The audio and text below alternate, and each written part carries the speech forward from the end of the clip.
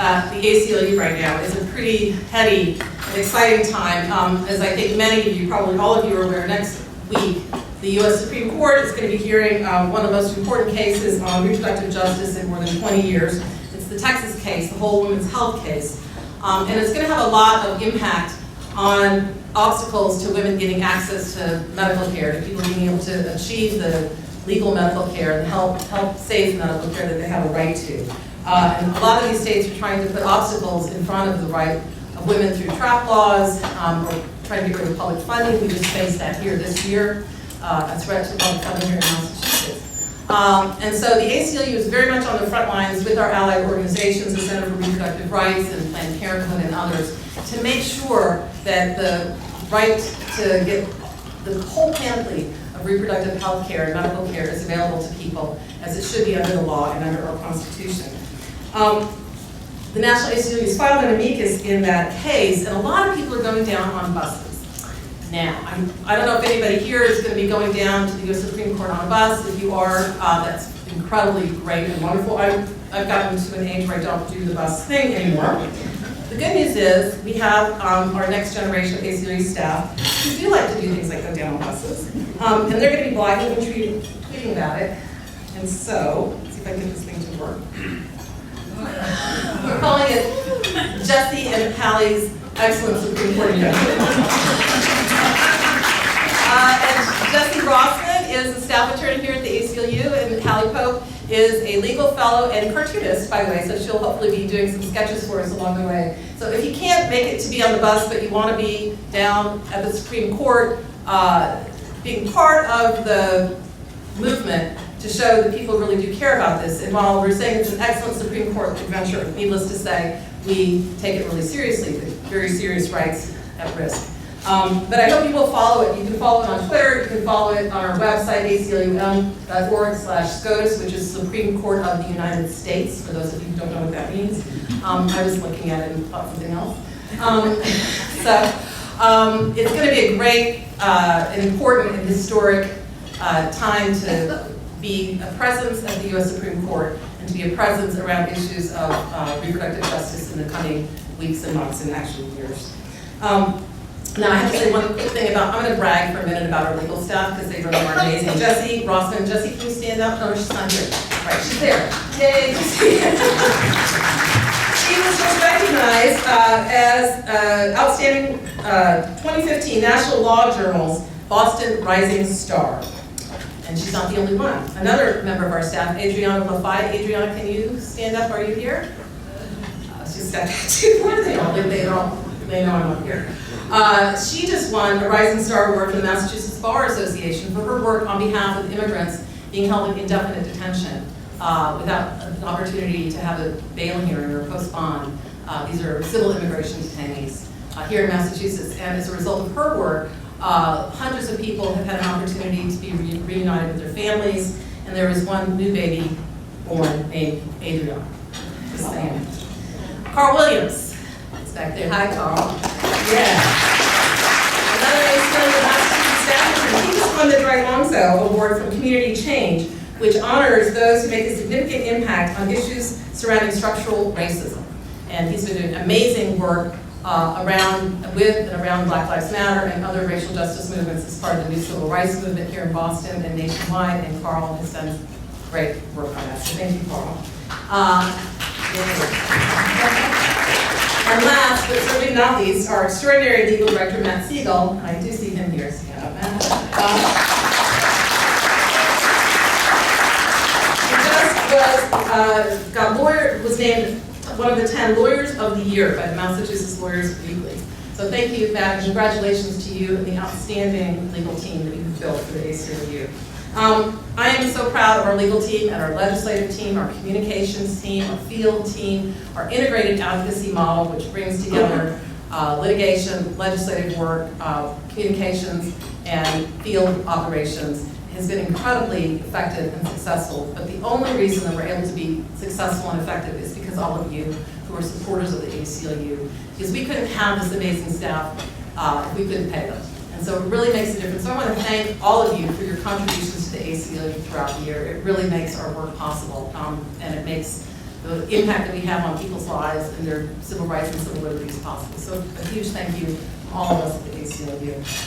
A couple of really brief notes. Please mark your calendars for the next Amicus lunch, which is going to be April 26th, featuring Steve Shapiro, the National Legal Director, with his annual Supreme Court Roundup. And those of you who have come to this, I know you'll come back. Those of you who haven't, it's a wonderful program, really giving a roundup of what's happening with the Supreme Court, particularly interesting this year.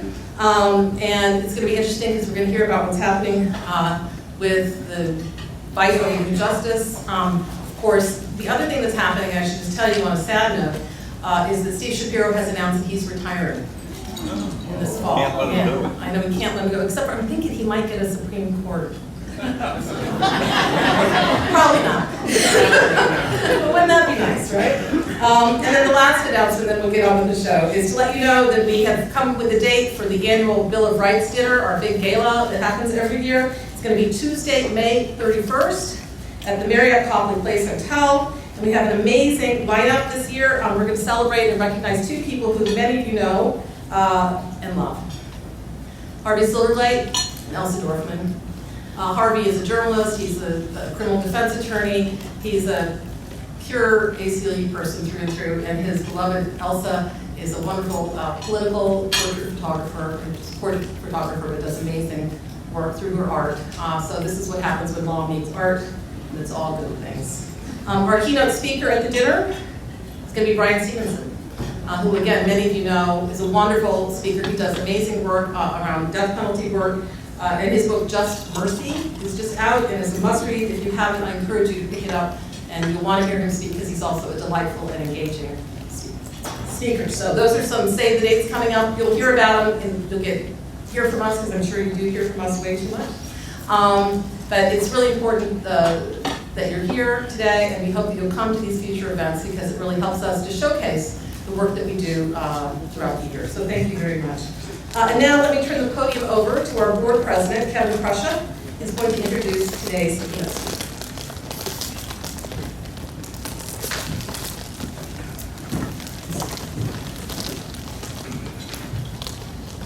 Thank you, Carol.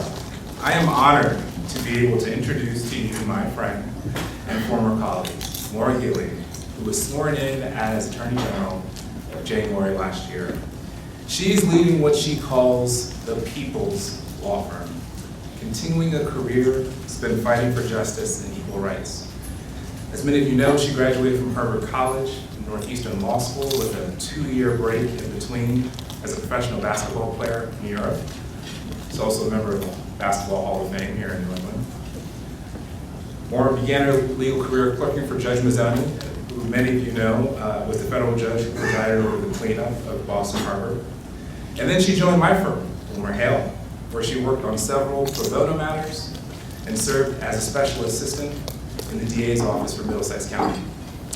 She joined the Attorney General's office in 2007, taking a substantial pay cut, I might add, to pursue her passion in defending civil rights. As chief of the Office of Civil Rights, she was the architect of the state's successful challenge to the Federal Defense of Marriage Act and argued the case successfully in federal court. She subsequently served the office as chief of the Attorney General's Public Protection Bureau and then chief of the Business and Labor Bureaus. Since taking office as Attorney General herself, she has advocated for marriage equality and in support of bills to fight discrimination against transgender individuals.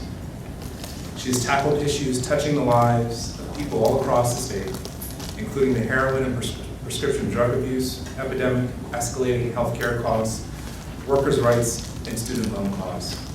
She is focused on strengthening consumer protections and on improving our criminal justice system. I could go on, but let me just say that in an era of empty look-at-me politics, where flash and jazz seem to trump substance and policy, no pun intended, it's refreshing to have an Attorney General whose actions speak louder than her words.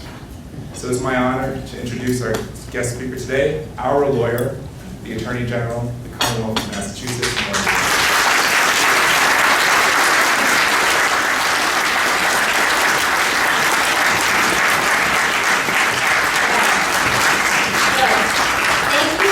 Kevin, and let me say this. Yes, Kevin and I worked together for many years at Hale and Dorr, Wilmer Hale, whatever. What is its current iteration these days? Wonderful firm, wonderful friends, and learned a great deal. He was a star at the law firm. He continues to be. I can tell you, I know his force, his conviction, and his commitment to fighting for justice and fairness. As evidenced by this fact alone, I think I'm losing the number of fingers that I can count on for the lawsuits you probably brought against the state today. Thank you. Kevin's keeping us very busy. I'm kidding, sort of. But wonderful, wonderful to be here, Kevin, back with you. Wonderful to be back here with so many of you. And I just want to say that at the outset. I was so happy months ago to get this invitation to come and speak today. I was happy because I knew I'd be among many like-minded souls and friends and colleagues, former colleagues, folks that I've had the pleasure of working with over the years on any number of fronts. And that was great. Who's going to turn down that invitation? But I also must admit, I found it very daunting, and I find it very daunting as I stand before you today. Because I've actually been to this luncheon over the years, and you've had some incredible speakers, leaders in academia, and leaders in Supreme Court jurisprudence. I am none of the above, but I will tell you, nobody is happier to be here, and nobody is happier to be Attorney General. I want to let you know that. I also wondered just how many people Carol had actually worked through before she got to me down on the list. You don't have to answer that. Reserve your right against self-incrimination.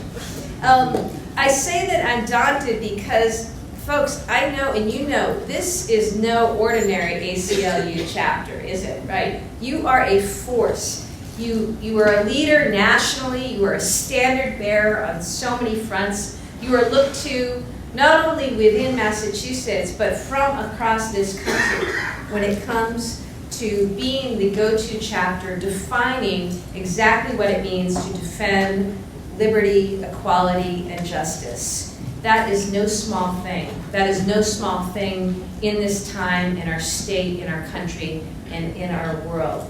And looking across this room, I see so many people who have been on the front lines, not least of which is your fearless leader, Carol Rose. Is there anyone we'd want more in the trenches alongside us than Carol Rose? I don't think so. Let's give her a hand for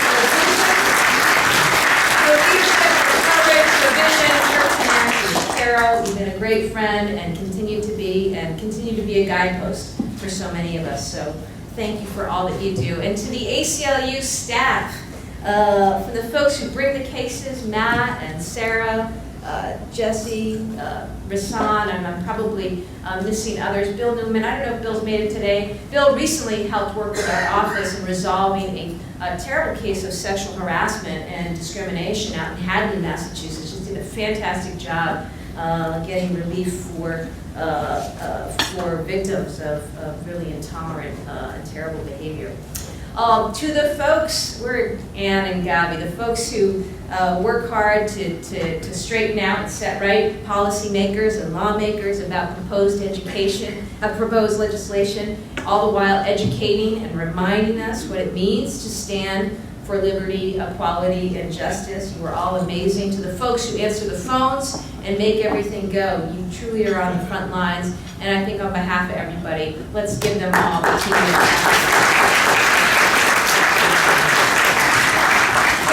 this earlier, but I've got to say this, as Kevin mentioned, I once upon a time played basketball. I was a point guard, which is all you can do at 5'4". But as a point guard, I'm a big team proponent, and I just want to drive home a point that Carol made earlier.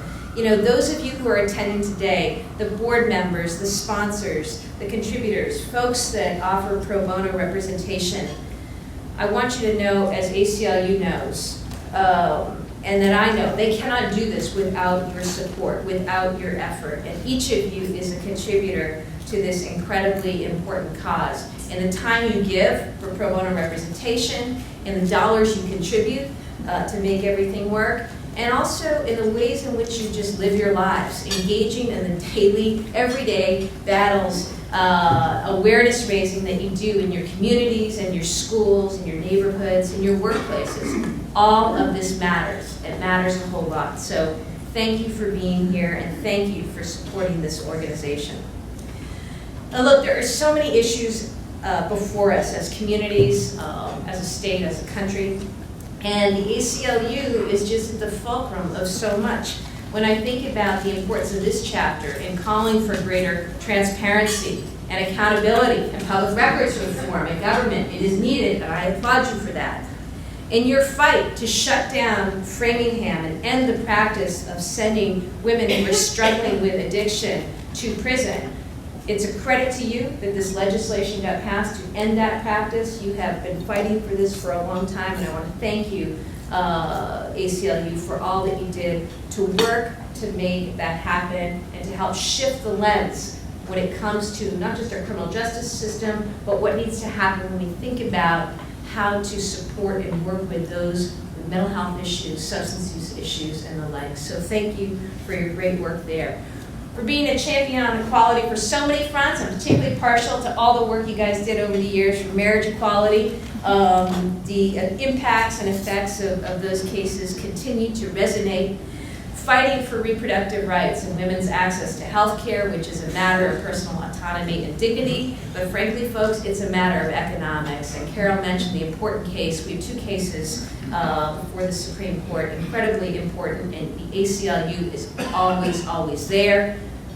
Women's access to reproductive health. It amazes me that the affront and the attack just seems to grow every year as we look at the record number of bills filed in state legislatures across this country and the ways in which courts and legislatures have worked to obliterate and eviscerate women's access to needed health care.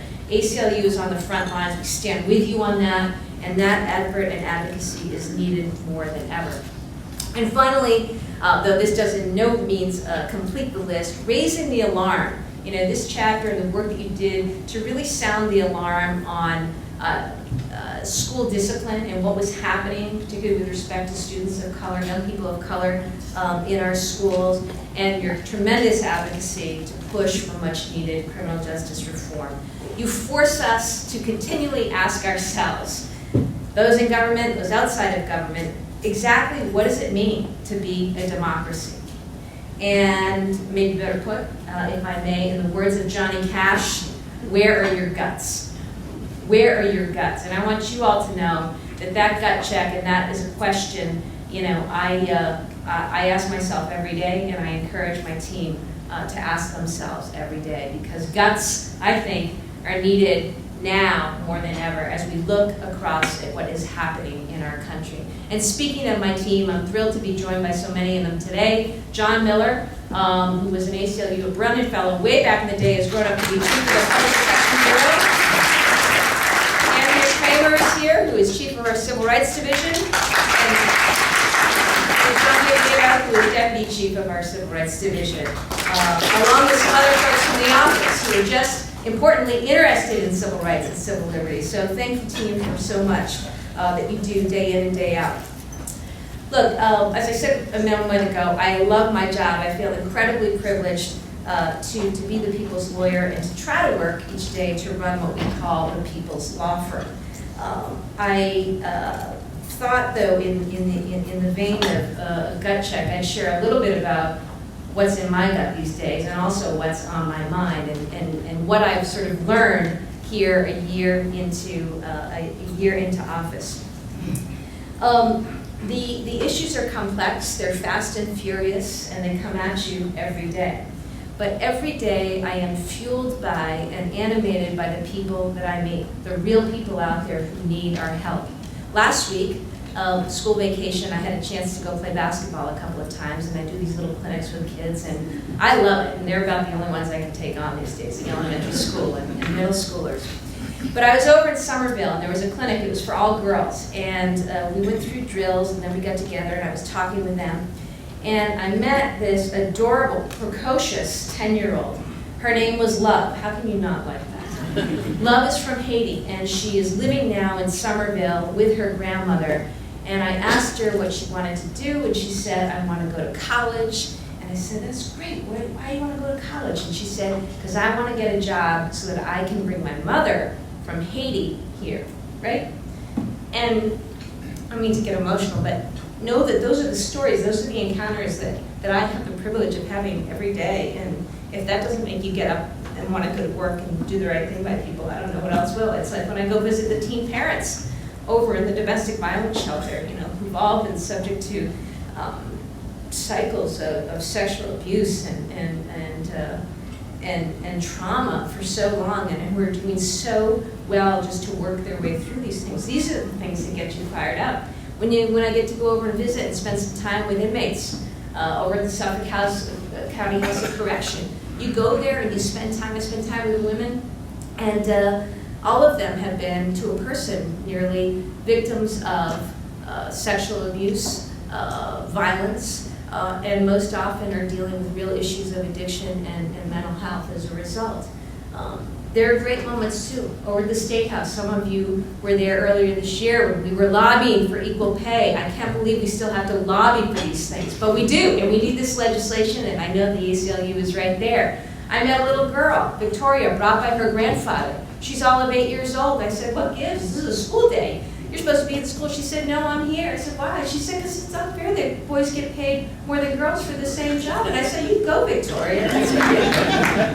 Or Jacob LeMay, who celebrated a birthday yesterday, who has been written about, a young transgender kid, right? And you all, ACLU, have been on the front lines, and I am committed to getting this done right now on behalf of people like Jacob and young LGBT kids all across this state. Thank you for your support for transgender equality.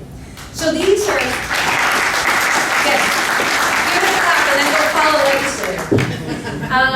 So this is a little bit about sort of the day-to-day experience for me as Attorney General and why we have set about certain priorities that I am going to talk about. Let me give you another observation, and that is I can't believe how exponential the pace of change is. I mean, I had this idea that the news cycle and the media, everything was going to fly by, and it does, and it's coming at all of us fast and furious.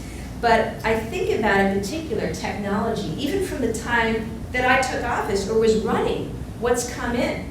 Drones, daily fantasy sports, we see Uber and whole, new realizations of economic and delivery models, and it's really, really something. We're equipped with technology that seems to outpace the law in many instances, and this is technology that exposes us, it inhibits us, it also enables and empowers us, and it seems like every week or every month we are confronted with something new emerging in technology, whether it's Apple encryption, which I'm sure you want to talk about, electronic security and privacy, body cams, drones, license plate readers, gene therapy. I mean, the list goes on. And I have to be honest with you, I don't feel equipped to deal with all of this, to think through all these issues. I'm going to get there, but I know I'm going to get there and the team's going to get there by listening to and engaging with the ACLU. I say that because, first of all, I don't pretend, and our office will never pretend, to have all of the solutions or all of the answers. But I do know this much, that in this world of ever-changing capabilities, there are consequences. There are consequences. And navigating this new world, it is so important that we be committed always to our principles of liberty, equality, and justice. That is something we must always do, because for all the changes that we see today or next week, there are more coming down the road, but our principles must abide. ACLU will hold us to it, and again, it is just so important to me that we continue to have that dialogue and that communication as we go forward.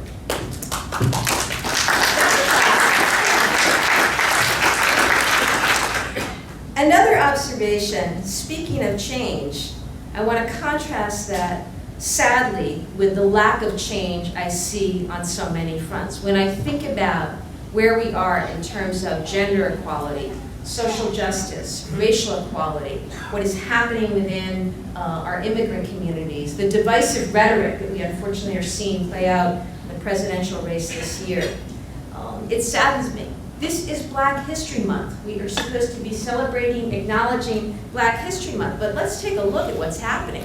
Let's take a look at the fact that in Flint, Michigan, there are 9,000 children, predominantly African American, who are poisoned at the hands of the government. Let's look at Washington, D.C. right now, where members of Congress may be patting themselves on the back for giving awards to civil rights foot soldiers of 50 years ago, yet refusing to, or standing idly by, while the Voting Rights Act is eviscerated and not restored. And let's look at Ferguson in New York, in Baltimore, and in places across this country where people have rightly and understandably taken to the streets to rise up against decades of systemic discrimination, intolerance, and in instances, abject neglect. And let's talk about Boston. Let's talk about home. Some of you may have seen a recent report from the Federal Reserve Bank of Boston that highlighted some of these disparities. For every dollar in a white household, Black families have 2 cents.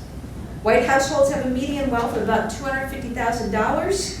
Black families have a median wealth of about 0. 93% of whites have bank accounts, 75% of African Americans have bank accounts, and only 53% of Latinos have bank accounts. I could go on with some of these statistics, but the disparities have huge implications, don't they? They make it less likely that families of color will own homes, will have an ability to accumulate wealth. And if they do own a home, we know from our good friend Jim Campman, who's out there, they're more likely to have mortgage debt. More minority borrowers are also twice as likely to be denied conventional mortgage loans. We know the disparities that exist in healthcare and health outcomes. We know what's happening in the educational system. I spent a lot of time talking to people about the importance of early education, prenatal care, nutrition. Why? Because if you want to talk criminal justice reform, how about making sure that all kids can read by 3rd grade? Isn't that a determinant? This is where we need to be in terms of policy. So I think it's wonderful that we're having this dynamic and vigorous and contentious discussion about race. That's a good thing, and we should be embracing that. But I know, at least in this room, the talk isn't enough.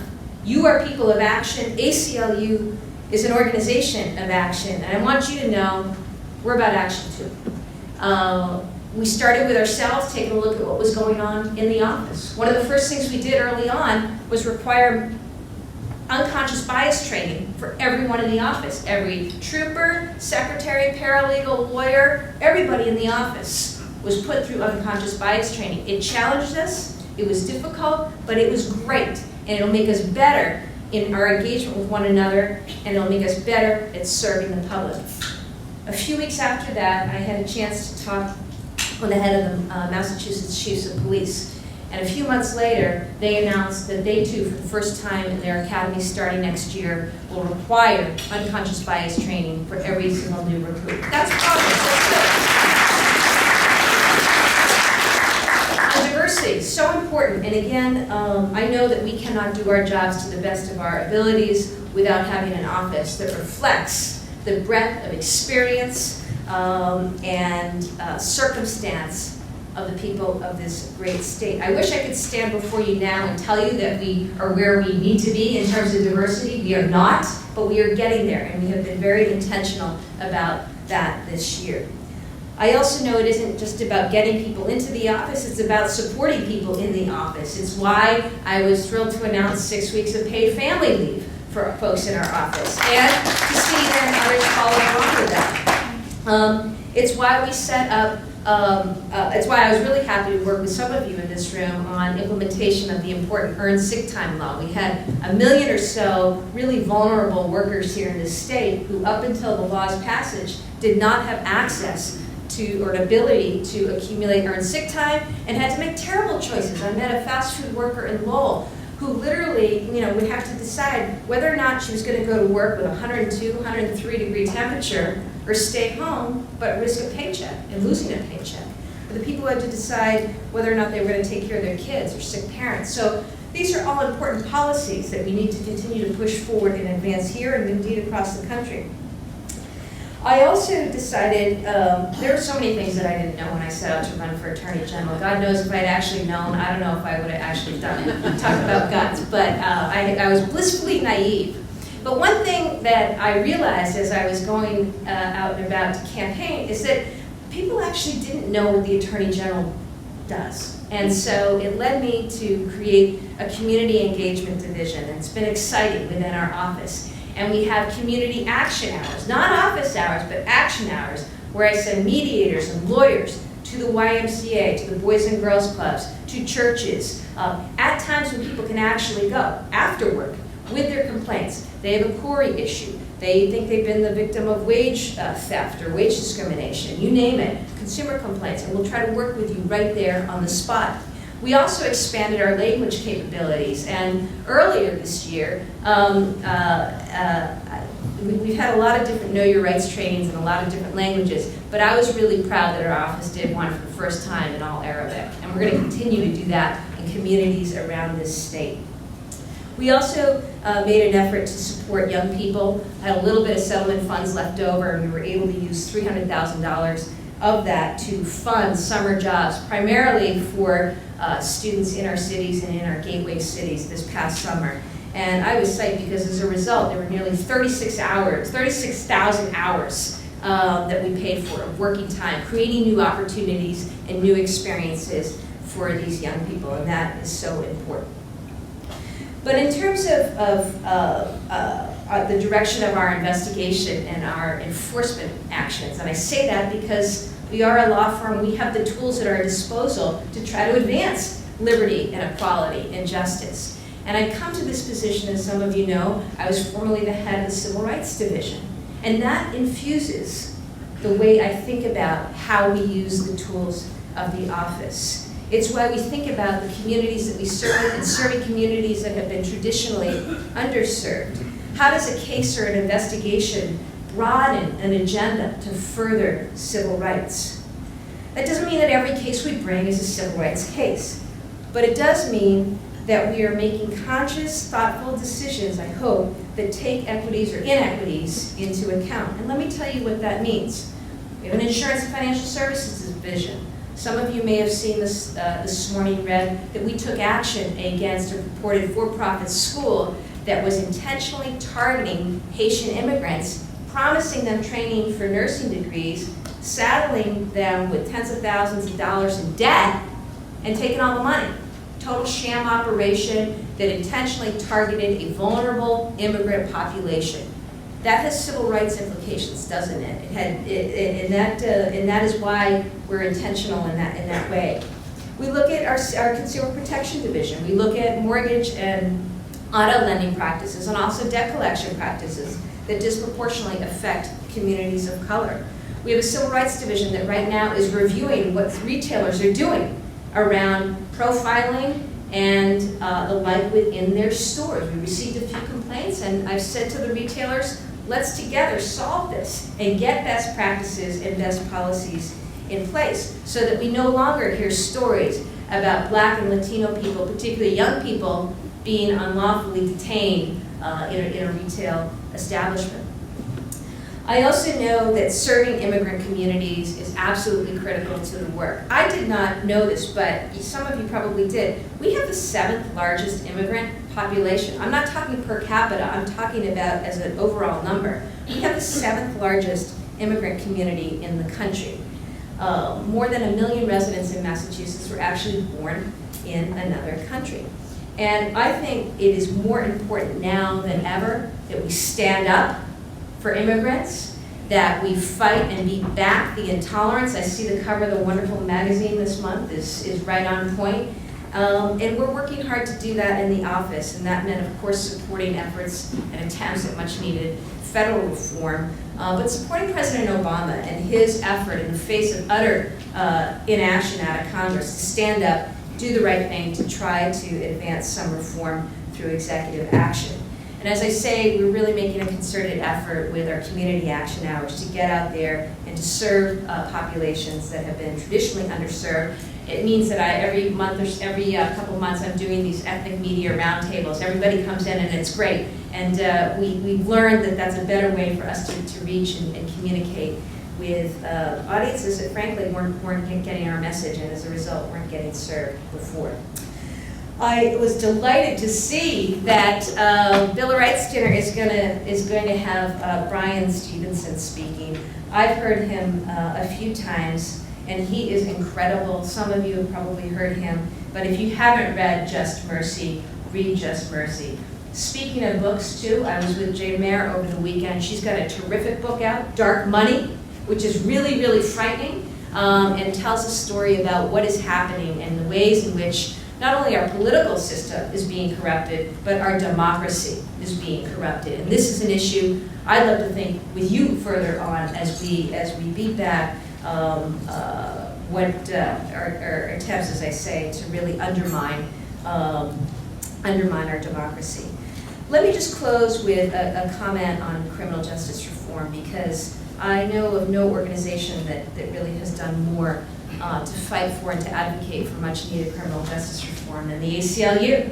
I want you to know that we are deeply committed to that, to make sure that we have a system that works fairly and effectively, and we realize that for far too long, far too many families and families of color have been torn apart, and this has had serious consequences on them and on their children and future generations.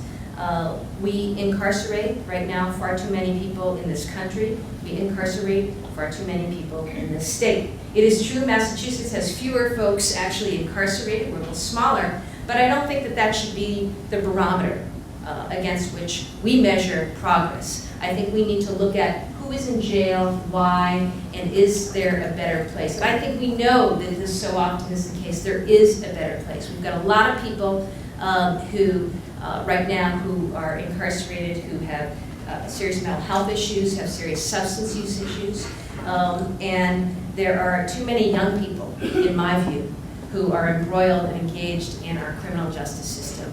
And that is with lasting consequences. They'll live with that for the rest of their lives. We need to break cycles of recidivism. We need to break rates of incarceration. And I want you to know I'm working on that. We push for sentencing reform, including the elimination of mandatory minimums for certain drug-related crimes. I think that's really important, and I'm open to having more conversations about that. But I also think that mandatory minimums is not the be-all and end-all. We got to look at the whole spectrum. How do we keep people out? This is the pipeline to prison question and what's happening in our schools. But also, how do we better serve folks so that they can better re-enter and reintegrate successfully in their communities? I know that people need a chance to find a job, to get housing, to reconnect with their families. And if we stack the deck, as we do so oftentimes, against every individual who's ever been held, detained, or incarcerated, they'll fail. They'll fail, and we will fail. It's not good public policy, and it's not fair. So we're working on doing a few things. I know we all join in support of getting rid of the automatic suspension of driver's licenses for those who have been convicted. I know that you join in supporting the reduction or elimination of these really usurious on some level phone charges that get passed on to family members just so that they can maintain important contact and bonds with family members who are in jail. And there are so many fronts, I will say, on which we need to continue to engage, but that is something that we plan to be very aggressive about this year in our office. So that's a little bit about what's in my gut, but as I said at the outset, I think that we are in a time and a place and an age where we constantly need to do that gut check and to have the guts to stand up, as the ACLU has always done, to defend and fight for liberty, justice, and equality. Thank you so much for your support for this organization. Thank you so much for the opportunity to hopefully collaborate in the future on any number of fronts. And I'm delighted to be here today. Happy to take any questions. Thank you, Carol and the team.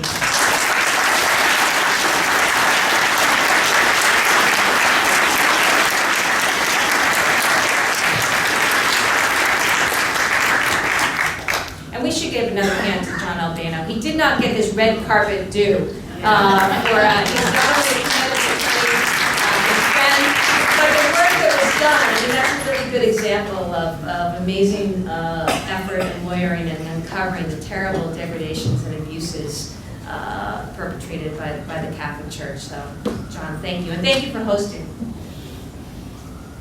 We do have microphones, so if folks could raise their hands, we can come to you for questions. Well, that was fast. Marty Rosenthal, as a few of you know.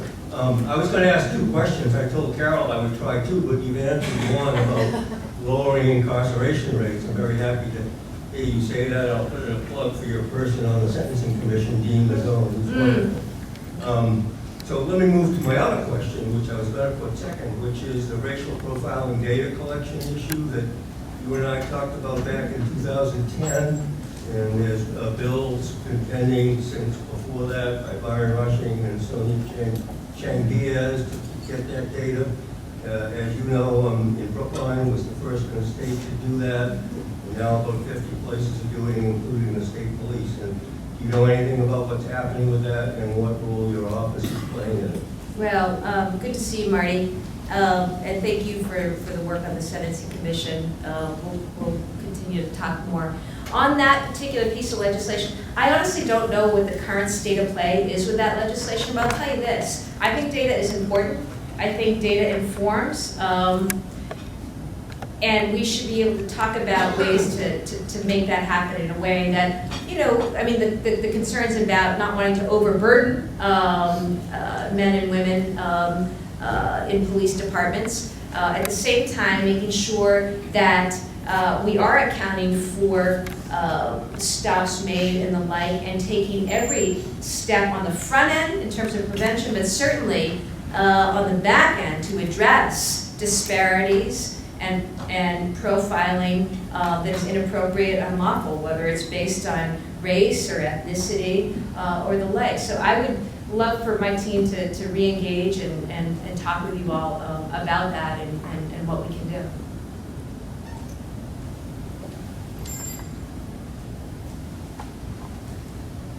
Hi. Is it working? Yes. Yep. My name is Phil Billers, and let me first express my delight at having worked on your campaign. Oh. With great pleasure. Well, thank you. My question has to do with the abuses of solitary confinement and their devastating impact on mental health. What are you able to do about it? What is being done? Well, Bill, I think it's a really important issue. Not enough is being done. I personally oppose solitary confinement. There may be instances where for one's safety or well-being, they need to be in a situation where they're alone and monitored, or for the safety of others, but it should be limited. And you know, the studies that are out there in terms of the effect jail or solitary jail, prison, and then at another step, solitary confinement can have on an individual in a very short amount of time. And I think solitary confinement as a general practice is inhumane, and we should not be utilizing it.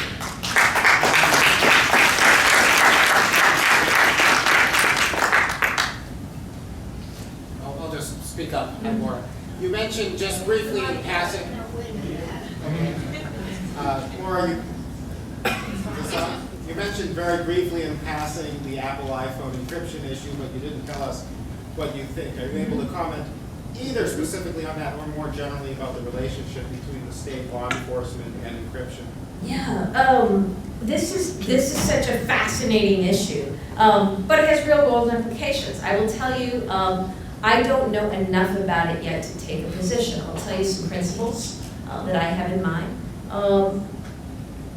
I think protecting privacy is really important. We spend time in our office, whether it's dealing with data breaches or identity theft or concerns about big data and the way in which it can be manipulated or used. Suffice it to say, I have real concerns about protecting privacy. That is really, really important. Now, This is an evolving situation. I know that our office and others in law enforcement have in the past worked well with any number of companies, including Apple and Google, to get at needed information that we were able to get once, having obtained a warrant and having been through judicial review. And that has been the way it has worked. I think we have a judicial process in place, and we should continue to be attentive to that and to balance public safety and the needs of law enforcement with privacy. This seems to me, it's interesting because it's a little different. I understand the ask is to actually not just necessarily reveal or share information, but to actually ask this company, Apple in particular, to create a software that would enable the retrieval of that information. I think that is a different issue. I think I want to learn more about it. Certainly, look, somebody in my position, when there is a terrible action and let's say a terrorist, I mean, you look at the San Bernardino situation, of course there is an inclination, and I think a right inclination to do everything we can to get information to help solve a crime. That said, there are certain principles for which we must abide. That goes back to my earlier point. So we're gonna look to learn more about this, and even how it's playing out in real time in our office, and what is happening. And so I'm sure I'll have an opportunity to speak more about that. But to me, it's just an example of, we saw this coming a few months ago, but 2 years ago, this was not where we were. We were not presented with this scenario.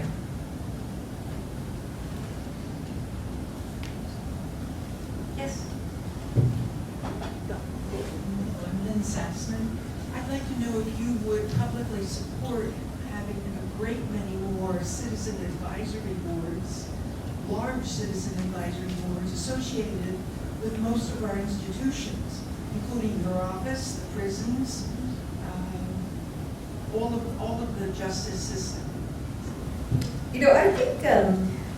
I think they're terrific. As a general matter, I know one of the things we did is we set up an advisory group for disability rights because, look, you want a bunch of lawyers and investigators thinking about what needs to happen. I mean, I wanted to have, the team wanted to have people with disabilities, families with people with disabilities informing and driving the agenda within the office. And so I think that we created that kind of a board to be able to do just that. And certainly there are any number of opportunities where I think that's really valuable. It seems to me we need more people engaged. We need more people invited to be at the table. We need more people who care. And God knows in this day and age where there's such apathy and cynicism, if we've got people who want to be part of solutions, who want to be engaged, don't we embrace that and run with it?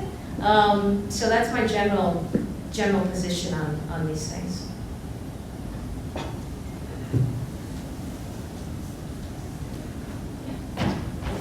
Hi, my name is Charmaine Higgins, and I'm a proud member of the board of directors of the ACLU, and just it's a great organization. Carol's leadership, Kevin's leadership is She's saying nice things about Carol.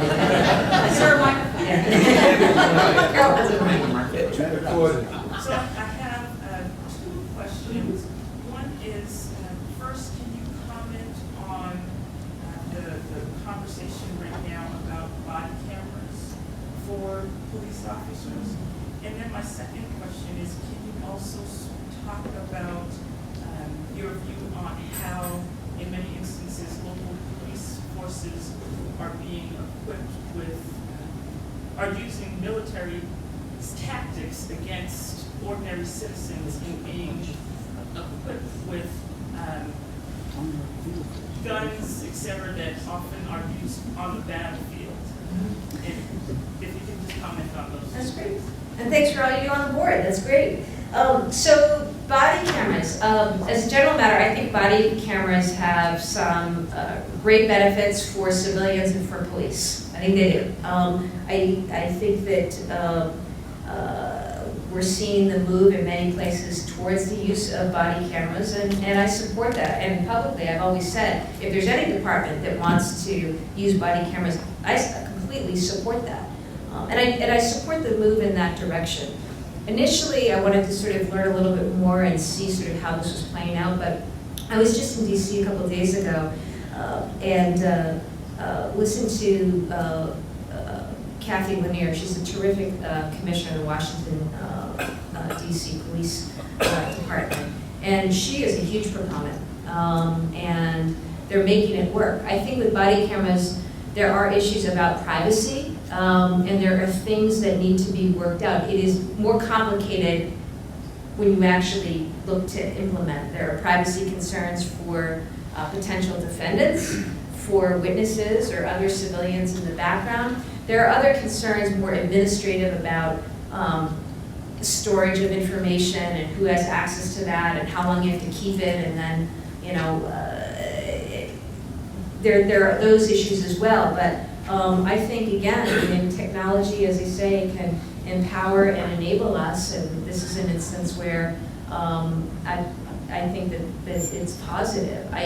I think that what I have heard is from some is that you have that there real time to look at something. It may moderate behavior on the part of a civilian. It may moderate behavior on the part of a police officer. But it's something I think we should look to take advantage of. That said, you know, nothing beats community trust and engagement and dialogue and work. And I think we can't lose sight of that. Body cameras are not the be-all and end-all in terms of the solution to concerns that folks may have about problematic or unlawful policing practices. We need to do more than just body cameras. Hi, my name is Lael Chester, and I'm very proud to have been Assistant Attorney General for the Civil Rights Division in the AG's office a number of years ago. Oh. And one of the things I've sort of noticed as I've moved on and worked in policy is that I think the work in the Civil Rights Division was very important. I'm very proud of the cases we considered. But I did not get the sense of looking at the broader issues. So, you know, looked into a little bit jury selection, for example, which, you know, anyone goes into downtown Boston, it's shocking to see an African-American defendant in a completely white jury pool. And in a city that's that diverse, there's clearly a problem. Mass incarceration, right? I mean, huge problem. This is a civil rights issue. And so I'm sort of interested to know, with your background, so strong in civil rights, your background in criminal justice and prosecution, what areas, what role you think the Attorney General, you and your office can play in this bigger, broader conversation? And in particular, how do you think you might engage your fellow law enforcement officers and prosecutors, county prosecutors, that there's huge diversity on how they address the problem, either whether they collect data, they don't collect data, they analyze data, they try to figure out whether there's racial justice or not. What role does the leader play in that big battle? Well, it's a great question. Who did you serve under? I served under first Harshberger and then Great. Well, nice to meet you. So, you know, look, I mean, as a general matter, the Attorney General's office sets the legal policy for the state. So when state actors or agencies are sued, we actually have the final say when it comes to the legal positions that are going to be taken. There are opportunities, and what we've encouraged is opportunities to engage in what I used to think about when I was in private practice, sort of the front-end prophylactic counseling. If we identify issues, if we start to see a number of complaints against an agency or actor, litigation, I was a litigator, litigation has its purpose, but if we can resolve something up front, that's a win-win in terms of policy and practice reform. I think it gives us we have a lot of opportunity to look into and go just about anywhere we want to go. The concern or the question for me is always, how do we effectively use resources? Because we're operating really across the waterfront right now, but I need to make sure that we have in 2-3 years something to actually show for it. All of the things you mentioned are so important. We're in conversation on the criminal justice reform. We're working with members of the legislature and advocacy groups on that, having meetings, talking, paying attention to that. On the Sentencing Commission, talking with chiefs. I'll tell you, as they say, the unconscious bias training followed earlier this year, and actually they've just released, I don't know if anybody's seen it, a whole report and protocol on 21st century policing that is, I think, quite progressive. I commend it to you. The Massachusetts Police just came out with it a little while back, and in it reflects things that we have talked about, with the chiefs, that we have talked about with district attorneys. Is there more work to be done? Of course there is. And what you say with respect to juries and trial courts, I know that the trial courts are really looking closely at issues right now and what they can be doing to come up with better policies or practices, things that might mitigate or prevent discrimination. There is, of course, a strong role for us, and I think because of my experience in the past where, we had a very small division when I was head of it, and it's still relatively small, but we tried to pack a punch in terms of, what we focused on, and that meant we brought the Doman Challenge. It meant we brought the first subprime lending case by a state that was framed as a civil rights case. The work that we've done and try to do around creating access for people with disabilities, it's taken the form of cases mostly, but my point is that's how I want to think, because I only have 550 people in my law firm. It may sound like a lot, but there's a couple hundred lawyers. So we have to look for opportunities to handle the day-to-day complaints that come in. You have a mother with 3 kids who is wrongly denied an apartment because landlord doesn't want to deal with Section 8, doesn't want to clean up or remediate lead paint. That's a problem. We have to take her cases seriously as we take institutional reform litigation. But we have to look for opportunities to have more of a systemic impact in the work that we do. And that's where our mindset is, probably as an office.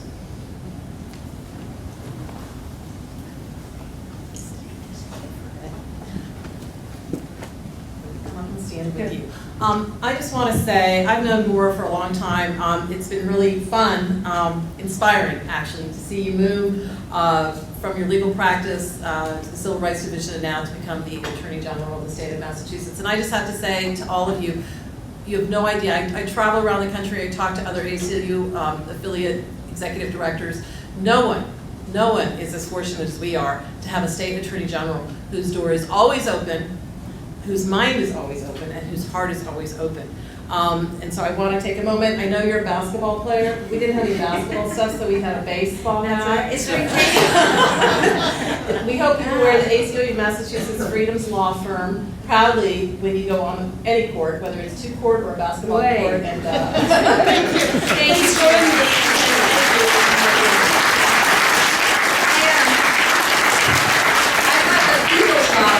Pretty cool, but Freedom's Law Firm, you totally one-upped us. I will wear it on my head, but I will wear the principles of this organization in my heart and endeavor to do so. It's not easy, the issues are complicated, but as Carol said, our door is always open, and I know that together, leveraging what we've got, we can accomplish all that much more. So again, thank you. Thank you.